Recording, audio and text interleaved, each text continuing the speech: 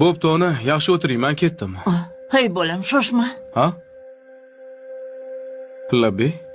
Ishga ketishingdan oldin menga $200 qarz berib ketgin. Qarz? Ha, qarz. Nima qilasiz shuncha pulni? Gapga berishim bor edi, keyin ustimga bu narsa osanmikin deb aytdim. Bo'pti. Qachon qaytarib berasiz? Qaytaraman. Pensiyamdan bo'lib qaytaraman bola. Bo'pti. Hozir olib chiqaman. Mana. Faqat vaqtida qarzingizni uzasiz. Kelishdikmi? Albatta qaytaraman. Rahmat bola. Yana mana bu pulni ham sizga.